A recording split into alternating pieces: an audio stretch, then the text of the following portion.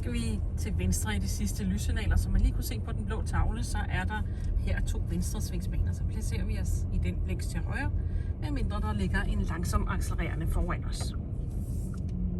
Orientering og blinker til venstre. Og så skal vi huske hele vejen rundt i svinget her, når der ellers engang går hen og bliver grønt, og blive i den højre bane. Når der nu går hen og bliver grønt her, så husker man stadigvæk at kigge sig til begge sider. Der kunne jo komme et udrykningskøretøj eller nogen, der kører for rødt.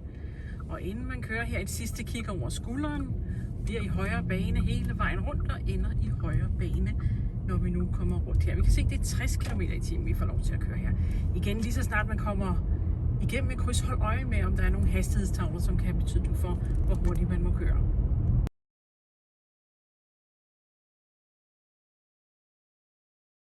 Nu er vi på vej hen imod rundkørslen, og i rundkørslen, der skal vi ud af første vej. Altid, når man er på vej hen imod rundkørsel, holder vi øje med, om der er en orienteringstavle, som fortæller os, hvordan vi skal placere os. Dog vil det altid være sådan, når man skal ud af første vej, at man vil placere sig til højre, ligesom ved et højresving. Vi holder øje med på vej herhen imod også, om der er en tavle, som fortæller os, at vi kommer ind og ud af byen. Det er der ikke her. Vi er stadigvæk uden for byen, og man kan se op på tavlen her, vi skal bare placere os i højre side. Når man nu skal ud af første vej i rundkørslen, så orienterer man sig og blinker til højre. Og man kan se, at vi har ubetinget vigepligt. Vi har ubetinget vigepligt for begge baner, så der skal være frit i begge baner, før vi kører ind i rundkørslen. Vi holder helt stille. Tydeligt viser, at vi har tænkt os at holde tilbage. Og når der så er frit, orienterer vi så over skulderen, inden vi kører ind. Lister rundt langs højre kant. Sidste kig over skulderen, lige inden man kører ud. Og så holder vi øje med, er der nogle hastighedstavler her, som fortæller os, hvor hurtigt vi må køre. Så med ja, der var en tavle med, vi kommer inden for tættere bebygget område. Det vil sige, det er 50. Der er også lige en ekstra reminder-tavle her. Det er ikke en tavle, men en lille husker på, at det er 50, vi må køre her.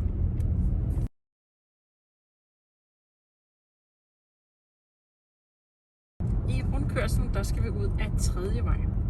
På vej hen ud rundkørslen holder øje med, om der er en orienteringstavle, som fortæller os, hvordan vi skal placere os. Når man kigger op på tavlen her, så kan man se, at når vi skal ud af tredje vej i rundkørslen, så er det lige ud.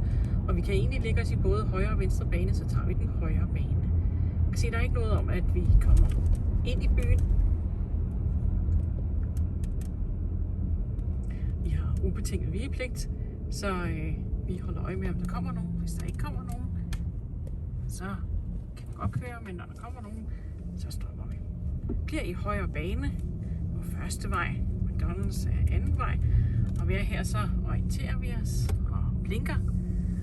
Kigger en sidste gang over skulderen, og så kan man også se her, at der har vi sammenflætning. Så vi kigger spejl, skulder til højre, af venstre selvfølgelig. Det var 70 km/t, vi måtte køre. Så kan man altså også se her lidt længere frem, der kommer der endnu en sammenflætning. Vi skal flette sammen med dem, der kommer ud inden fra Bauhaus. Så vi kigger igen, spejl, skulder til venstre, for at se, om der kommer nogen. Det var altså 70, vi måtte køre her.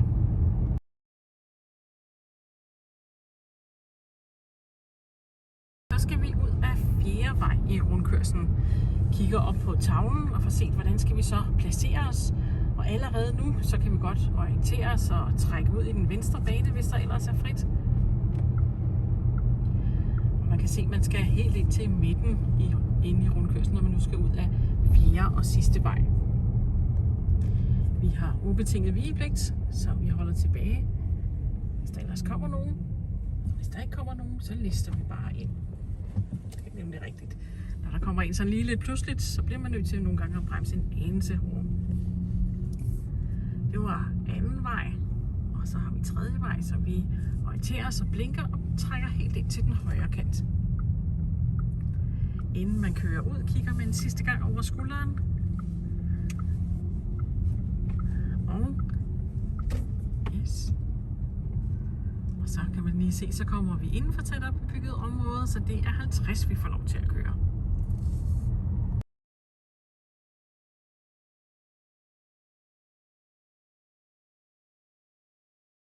Vi skal i rundkørslen ud af anden vej. Holder øje med tavlen og ser, så skal vi lægge os i højre bane. Og vi kan se, at vi kommer uden for tættere bebygget område.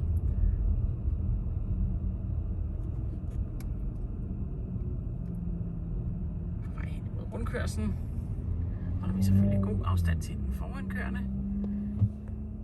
Vi har ubetinget vigepligt, når vi kører ind i rundkørslen, så vi holder tilbage for eventuelt kørende færdsel.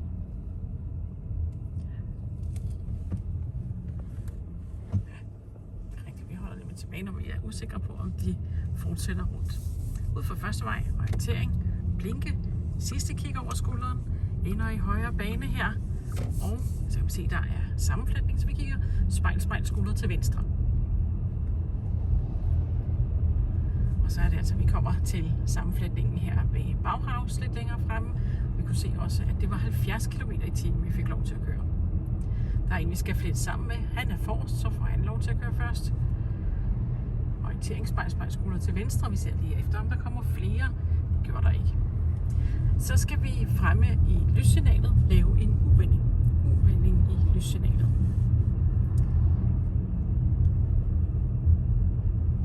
Når man er på vej herhen imod, kigger man spejl, spejl, skulder til venstre og blinker til venstre. Og selvfølgelig er der rødt, så stopper vi. Når der så ellers går hen og bliver grønt, så lister vi rundt, og så kan man se, så er der sådan en midterhæle, hvor vi kan sådan ligge lidt sådan, ja, og have hæle, sådan så vi egentlig ikke holder i vejen for dem, der kommer tilbage fra, og heller ikke dem, der kommer imod kørende. Når vi laver uvendinger, må man ikke være til fare eller ulempe. Så vi lister rundt her, viser tydeligt, at vi har tænkt os at holde tilbage for de modkørende. Og hvis der så ikke er flere modkørende, så fortsætter man rundt lige inden man kører, kigger man sidste gang over skulderen, og så lister man ellers rundt. Og så fortsætter vi ellers bare. Går op i fart, husk at kigge op i bagspejlet, har vi travlt med at komme afsted. Vi skal helt op i fart, så vi ikke er til ulempe for dem, der kommer tilbage fra.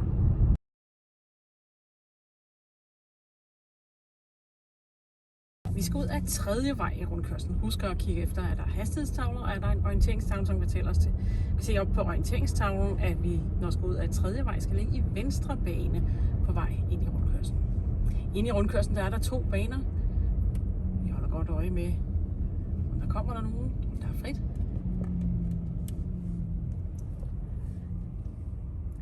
Vi stopper for ubetinget vigepligt, når der nu kommer nogen. Vi må ikke være til fare eller ulempe for nogen. Det vil sige, at vi venter til, der er helt frit. Når det så er, der er frit, kigger vi over skulderen og kører ind i venstre vognbane, når vi nu skal ud af tredje vej. Her der har vi McDonald's første vej og anden vej. Og så skal vi så til at orientere os og blinke. Placere os helt ind til den højre kant. Sidste kig over skulderen lige inden man kører ud. Og holder så øje med, er der en tavle, som fortæller noget omkring, om man er inde i byen eller uden for byen. Og så er vi så, vi er inde i byen. Vi fortsætter med 50.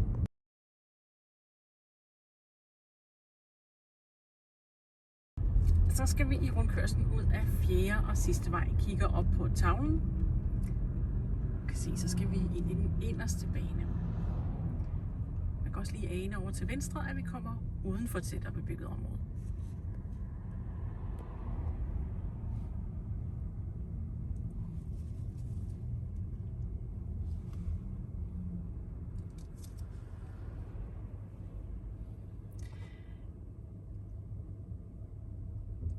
En ting, der er vigtig inde i rundkørslen, det er, hvis man nu får placeret sig forkert, ikke noget med at lave nogle panikløsninger, lige pludselig skifte bane, så bare bliv i den bane, du er. Eventuelt tage en omgang mere rundt, eller køre ud der, hvor man nu kan køre ud, hvor man nu end er endt. Så ingen panikløsninger. Vi laver kun velovervejede handlinger ude i trafikken.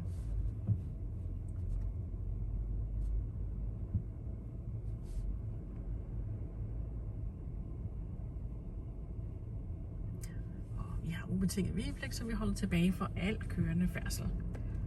Og vi skulle ind i den inderste bane, når det nu var, vi skulle ud af fjerde og sidste vej.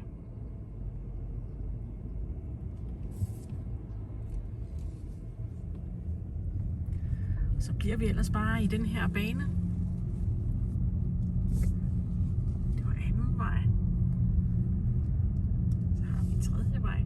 Ud fra tredje vej. Orientering og blinke. Placering helt ind til den højre kant. sidste kig over højre skulder. Så trækker vi ellers ud. Og så kan vi også se, så er det 70 km/t, vi får lov til at køre.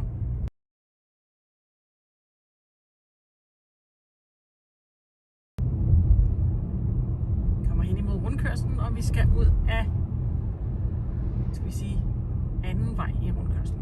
Anden vej i rundkørslen tager vi. Kigger op på tavlen, så kan vi se, at vi skal ligge os i højre bane. Så orientering og trækker ind i den højre bane. Der er ikke noget omkring hastigheder. Så det vil sige, at vi vil stadigvæk være uden for byen. Medmindre andet står skiltet, når vi kommer ind. Ja, vi stopper bare, når der kommer nogen. Vi skal altså bare ind og ligge i den højre bane.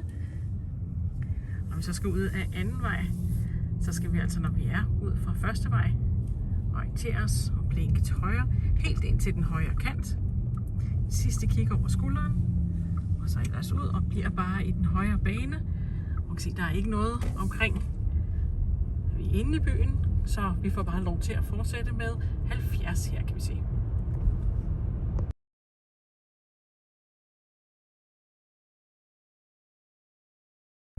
Vi skal her fra enden af vejen til højre, så vi kommer mod Hillerød. Vi kan se, at vi kommer ud af byen, det vil sige, at det vil være 80, man må køre, når man kommer rundt om hjørnet.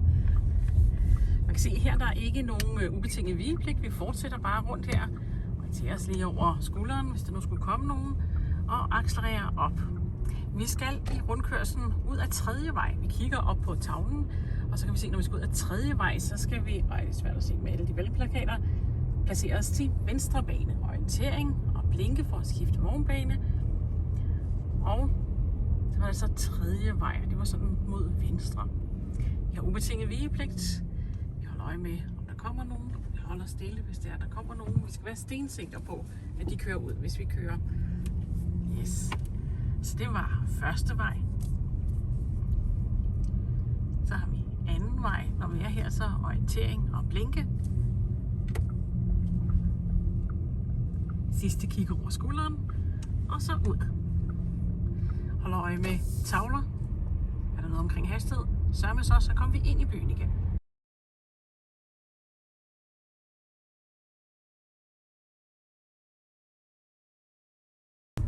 Så skal vi i rundkørslen ud af første vej. Man kan se, der er sammenflætning, så vi kigger spejl, skulder til venstre. Og første vej skal vi bare placere os og orientere os og blinke som ved et højre sving. Vi har ubetinget vigepligt for begge baner, når vi kører ind i rundkørslen. Det vil sige, selvom man godt kunne tænke, at der kommer kun nogen i den inderste bane, så kan jeg godt køre. Så kan man se, at der er nogle af dem, der ligger i højre bane, som skal fortsætte rundt. Så vi har holdt tilbage for både dem, der ligger i den inderste og den yderste bane. Når der så ellers er frit, lister man ind langs den højre kant. Slår blinklyset til, hvis det slår fra, kigger en sidste gang over skulderen og lister ud igen. Og holder øje med hastighederne. Det er 70.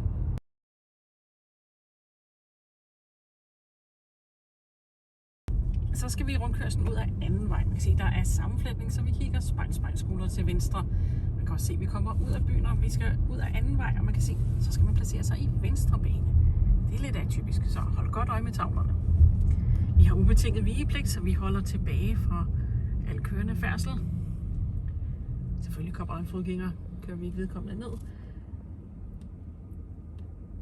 Vi skal altså lige være sikre på, at der er frit i begge baner.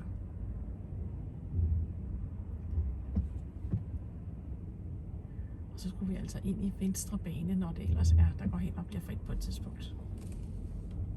Yes. Når vi så er ud for første vej, orientering og blinke, og placering helt ind til højre kant.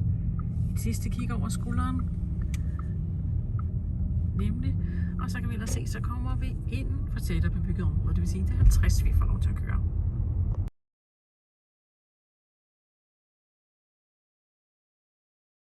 Så skal vi i rundkørslen ud af fjerde og sidste vej. Der er sammenflætning, så vi kigger spejl, skulder til venstre.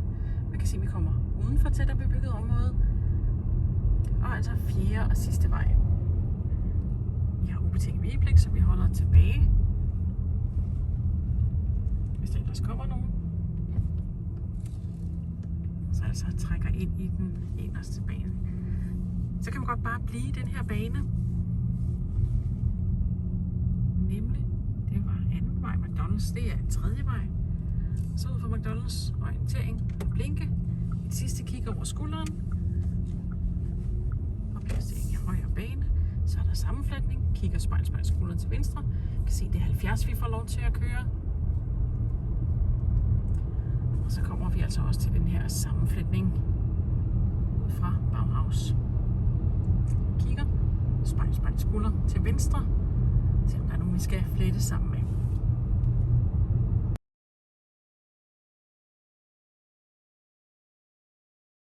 Vi skal fremme i lyssignalet lave en U-vending, så allerede her i god tid, så orienterer vi os spejl skulder tilbage for at se, om det er muligt at trække ud. Når vi ellers nærmer os lyssignalet, så vil vi igen orientere os spejl skulder og blinke til venstre, sådan så vi får vist dem bagfra, at vi har tænkt os at i det her tilfælde lave en U-vending. Så vi kigger og blinker.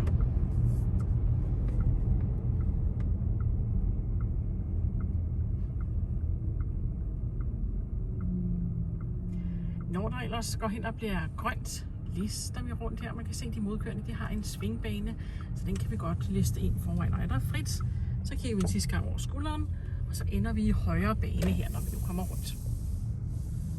Man kan se, at det er 70, vi også får lov til at køre her. Så vi accelererer op, kigger op i bakspejlet for at se, om vi skal skynde os op i fart.